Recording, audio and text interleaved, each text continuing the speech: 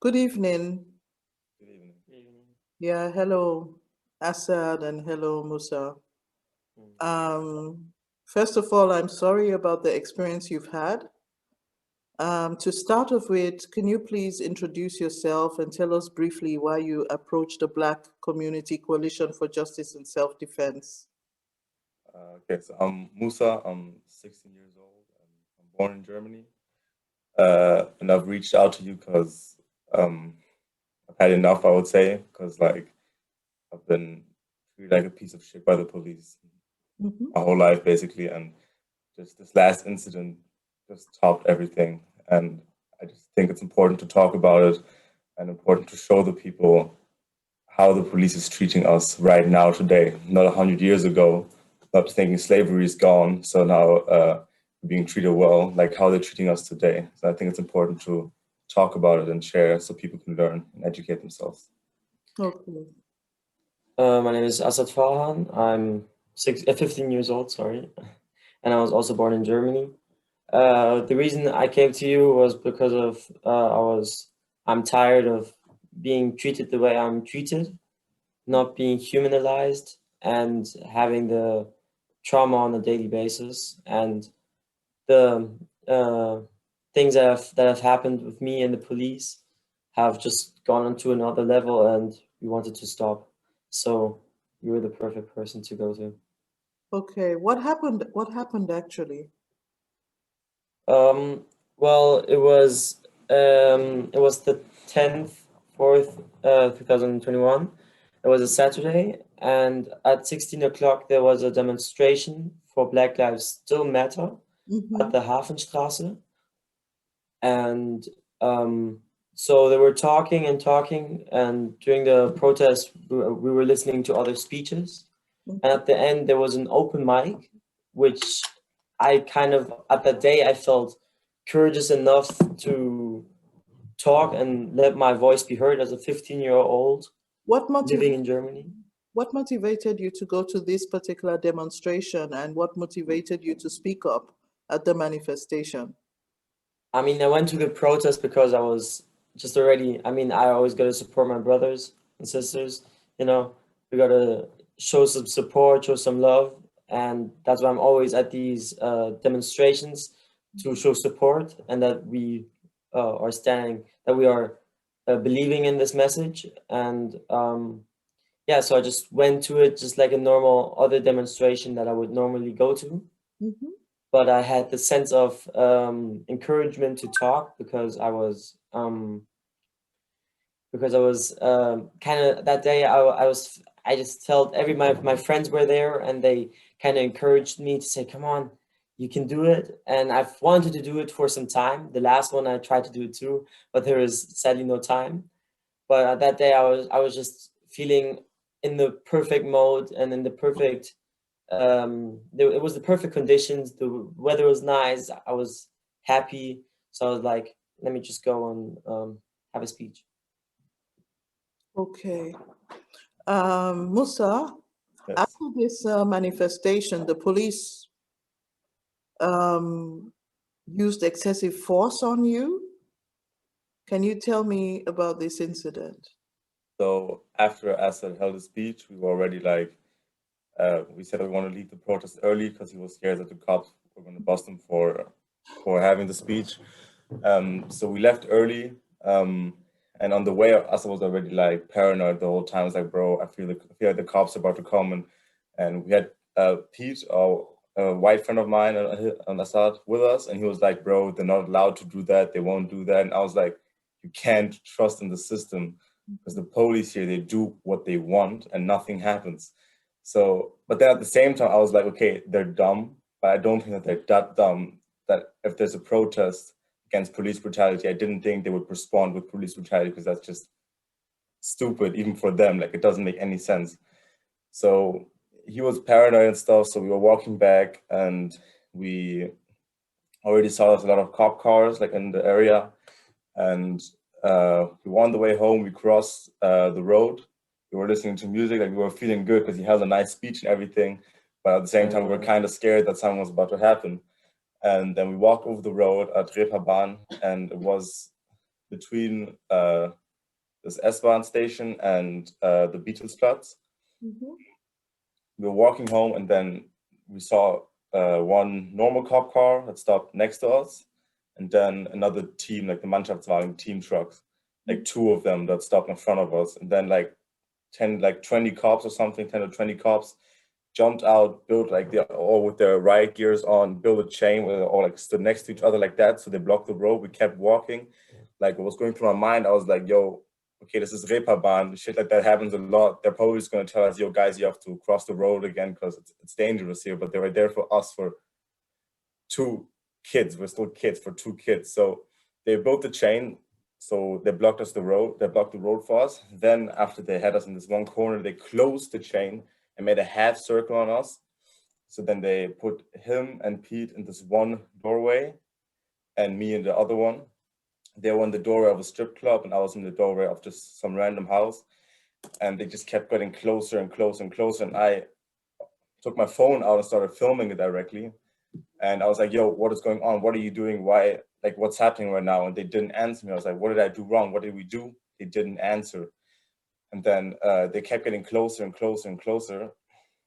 And I was filming and I was like, hey, I'm filming. They tried to take my phone away. And I was like, yo, I'm filming this for my own safety. You're going to get my ID and stuff checked, and I'm not going to post it. I'm allowed to film this. And every time I asked, what are we doing? They didn't answer. And then at one point he said, jemand wird vorgeworfen, and stopped talking and just went on me, tried to take my phone. I didn't give it to him. I was like, yo, I'm allowed to film this. I'm filming this for my own safety because y'all keep doing this. And then since I didn't want to give him my phone, I resisted to give my phone away. More officers came on me. I think it was like 5 officers at the time, just to take my phone away. 5, 6 And when a Corona pandemic, it's just so stupid, even just for the Corona thing, to do something like that to me.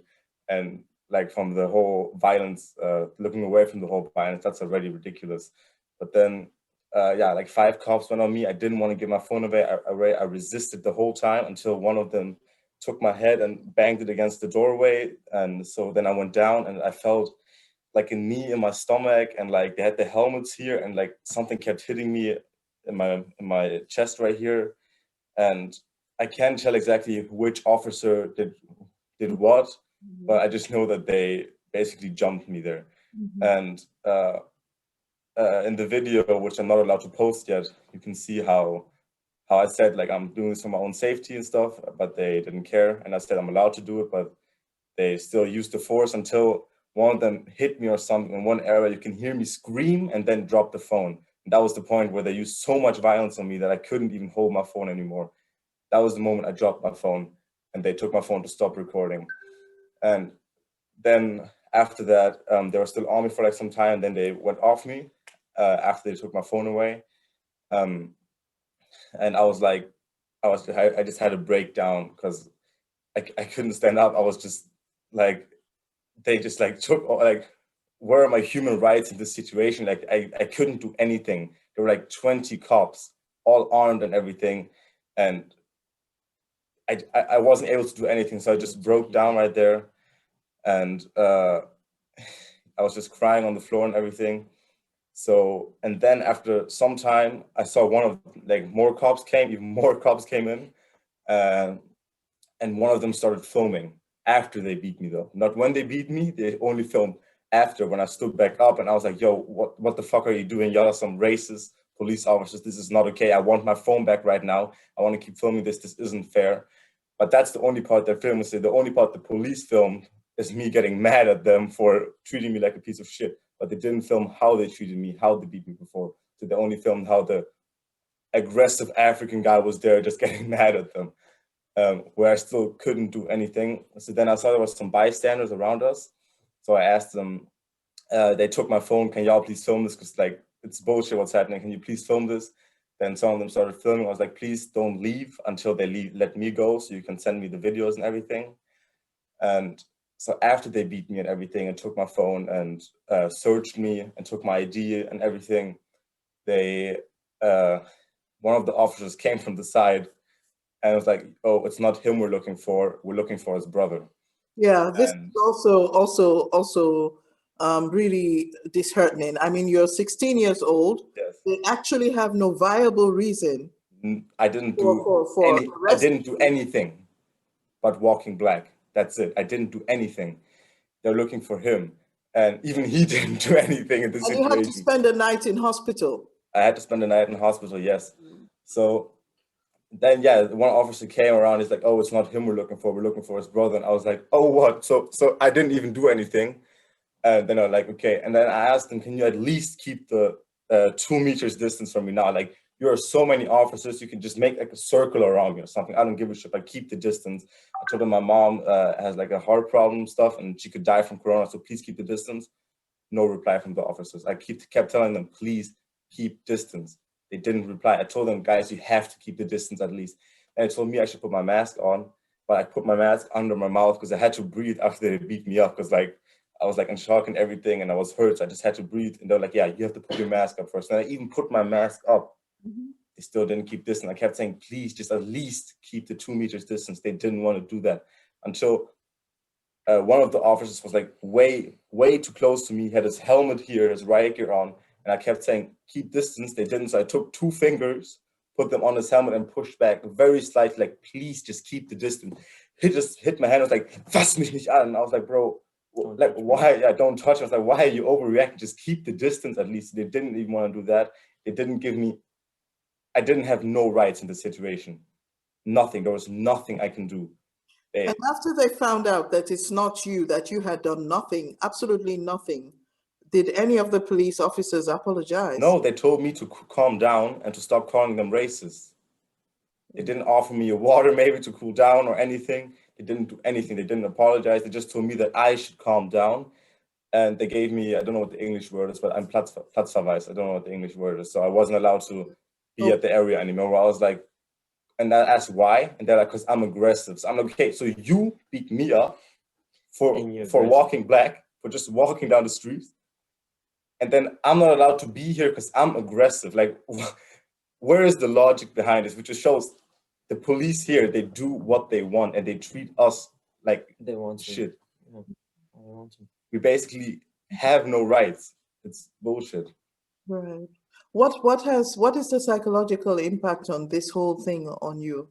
How have you been coping? How did it feel? How are you coping? I mean, it's like I walk in this skin my whole life and I've been a target of the police my whole life.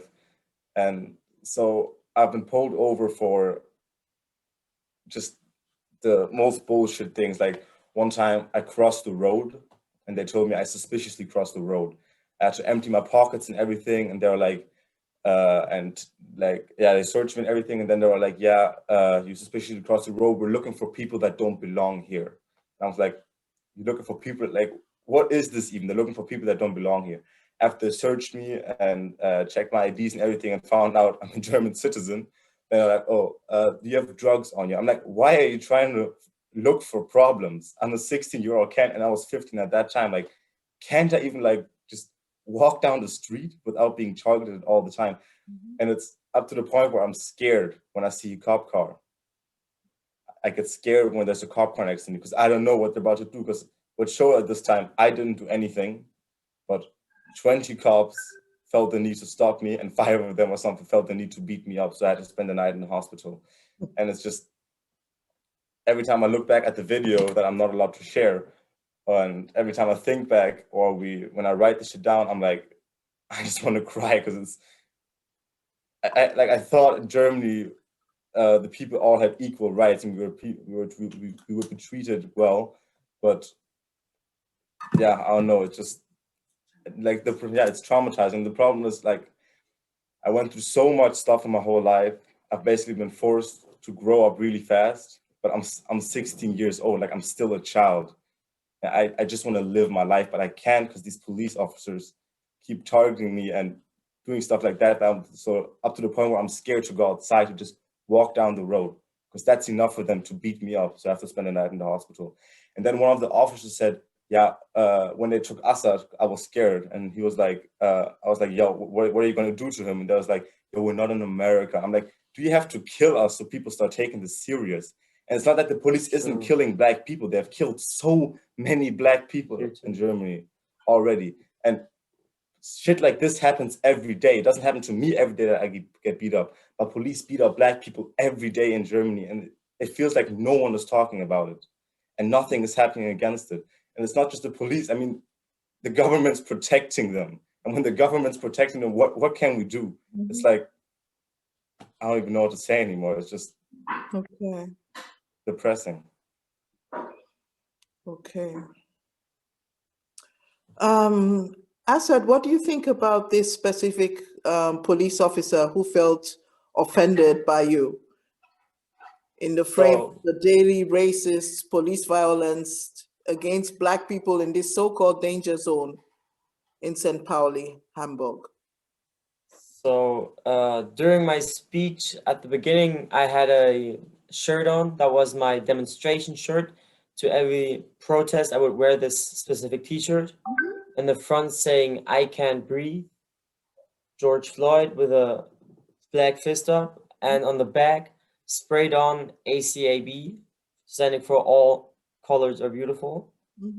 And at the beginning of my speech, before I even completely started it, I took my vest off, showed it, turned around to the cops and told them, "This is my message to you. All colors are beautiful." I never speaked out "All colors are beautiful" or A.C.A.B. I just pointed on my back and said, "This is my message to you." And at the end of my, so I was talking, through my speech, I was talking about how I have the daily anxiety of police officers and why I'm so paranoid, why I'm always looking around myself, looking around my surroundings, you know, making sure I'm not being followed by cops and making sure that there ain't no cops around me because I'm scared. And I was talking about that and about my daily life and how I'm, with this racism and how I'm treated with all the stuff. And at the end of the speech, I said, "No justice, no peace, fuck the police." And the police officer, which was in the back, there was 2 police officers at the scene, probably some undercover, but those 2 police officers in their uniform. And one of the officers felt extremely offended by what I said, and that what I've done is very illegal. Already that he was extremely offended. What? Say it again, please. You noticed already at the manifestation. Yeah. Yes. Yeah. Okay. He was already, like, I already saw him on the back. He was getting some he was talking on the mic. He looked mad, you know. So I already knew. I kind of already knew the drill. I took my stuff and of course I directly left because I knew, because if I would stay there, I would maybe be targeted at the end of the demonstration, because at the end there's less people because of the cold, because it was pretty sunny at the beginning and then it started turning cold. And well, yeah, so I was like, all right, let me just go now, because he's looking at me really mad. Okay. He's talking here, like maybe getting some reinforcements, 1,000 things going through my head. Okay. So yeah, he was really mad at what I said and that it's really disrespectful and illegal, and I can't do such things as tell my story. So yeah, we have Meinungsfreiheit in Germany, and now the moment he spoke up and said his opinion and said that there's a problem with the system, and the moment he like does something against it, he's a threat to them. What you can see is he's a 15-year-old boy. They sent 2 team trucks there for a 15-year-old boy. And just the moment that you act against the system, that you fight against the system, you get targeted even more, and you're a threat to them, and they get scared. And they wanted to, like, what their point with this was, they wanted to put him down. But like we can't, yeah. Show me that I can't open my voice. Show me that I can't, like, in a way, they didn't say it in this way, but I definitely know what it means. They show me that I basically don't have rights. I don't have the right to tell the people how I feel. I don't have the right to tell the people how I feel about the police and the system. And they respect your rights. They didn't at all.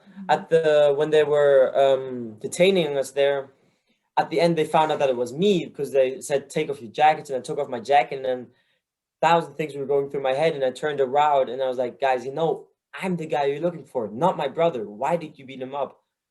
So they took my information, put me against the car. I was searched thoroughly around my nuts. My genital area was moving around because they were really close to it. They found a lighter in my pocket, put it back in, and as the other officer asked the other officer, does he have anything dangerous on him? He said no, which kind of concerned me, because if I have a lighter on and if they put me in, maybe in a cell, you know, what's gonna happen? So, Okay. yeah. What does this all mean? You know, what does it mean for your perspective as Black youth growing up in Hamburg, Germany? What it means is it's one of the bumps that I'm gonna have to go around or go over in my life, and it's, you know, the bumps are kind of getting bigger at the point. It started small and they're getting bigger and bigger and bigger, and it's hard to tackle each one. And it shows that, I mean, I wasn't in any way surprised what's happened. In no way it was knew a it was coming. I already knew protest, I you're already was talking about, yeah, bro, Musa, I think they're about to like definitely. arrest us or something. I was like, even though I didn't do anything illegal, there's something gonna happen, and I was already paranoid. And on the way back, my friend said I was completely paranoid, out of my mind. And my friend was like, "Chill, nothing's gonna happen. This is Reeperbahn. There's a lot of cops. All right, it's normal." And as a scene, it's not normal. I mean, for me at this point, even though it shouldn't, it's completely normal. When I'm thinking about what happened, I'm not surprised in any way. I'm not shocked, which I should be. You know, I should be shocked that I got targeted by the police officers, that my brother got beaten up for nothing. You know, that I got brought to the police station. You know, and when I got there, they searched me completely. Got put I had to take my clothes off all the way to my underpants. You know, they searched my stuff, and I have baggy pants, and they gave me back my pants, my socks. I had to just open them, show them, and put them back on, and my t-shirt and one sweater. That's all I had that I could wear. And you know, there at the station, while I'm in my underpants, I'm feeling really low. I'm not in any way happy what is happening right here at that point. Also degrading. And I'm a child at 15 years old. They weren't even allowed to bring me there. And the officer said that he didn't even know I was 15. I look mature to him. I'm definitely not. I'm like, I don't look like I'm 18 in any way. I have a baby face. I look young. All right. And even when I was getting detained and arrested, they asked me for my information, and I said, they said, "Do you have an ID?" And I said, "I don't have to carry an ID. I'm 15 years old. At this, with my age, I don't have to carry one." So they took down my information, saying 2005. That's my birth date, and showing that I'm 15 years old. And they still took me there, searched me, you know. And at that point, when I was there, the cop that was at the demonstration tried to intimidate me, talking about what I'm guilty of. He said, "I'm guilty of this. I'm guilty of Amtenbeleidigung," he said.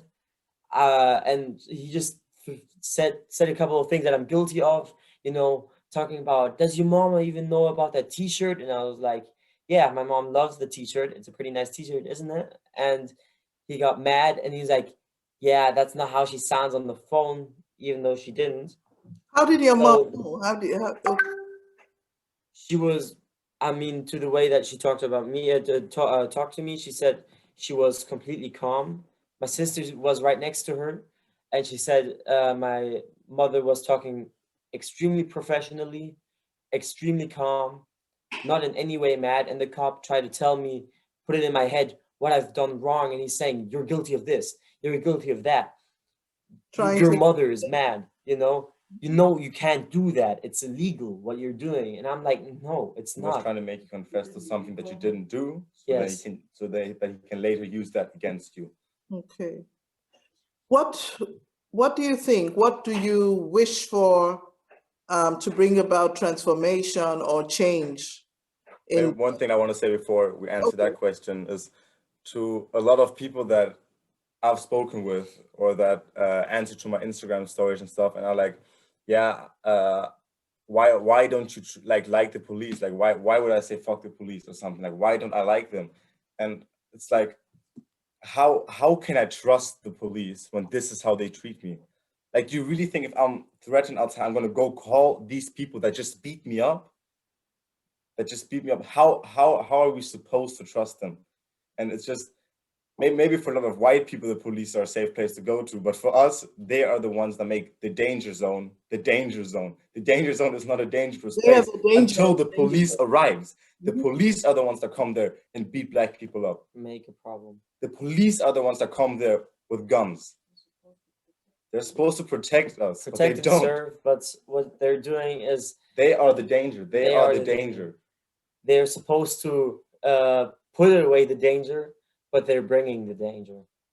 Yeah. The danger zones, like the danger zones aren't dangerous. The police are the only people that make them dangerous. Yes. And then we are the threat to them. It's bullshit. Okay. Now, sorry, you can say the other question again, then we can answer.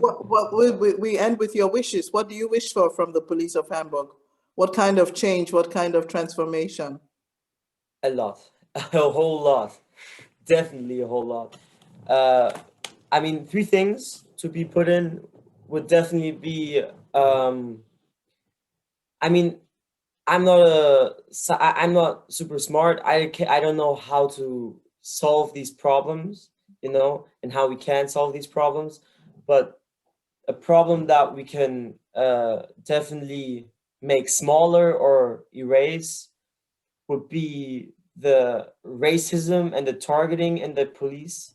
The racial we could change that. The racial profiling, which is a massive part of the police right now, especially here in Hamburg, especially in Reeperbahn. The police officers are out of their mind. A second thing would definitely be how professional they are. For example, they could be more professional. They have no right to attack my brother, take his phone away. He had every single right to film. Something is wrong in the training, right?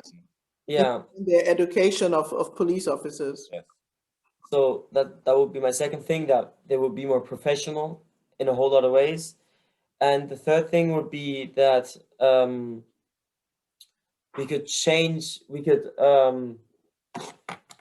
the way they work, or even their image, because at the end of the day, what the police is supposed to do is important, and the world, I mean, Germany needs police officers, but we don't need Nazis or racist police officers. We need police officers who protect and serve, and not kill and like just run around the streets, you know, and harass, of course, you know, because that's what we have every single day, and that's what we need to change in them. There's a big problem with the police system. So even if you're a good person and you want to be a cop to make the world a better place, then you are part of that system, because you're basically soldiers that have to do what your whoever's on top of you, whatever they say, you have to do what they tell you to do. So when they tell you to come and pick us up,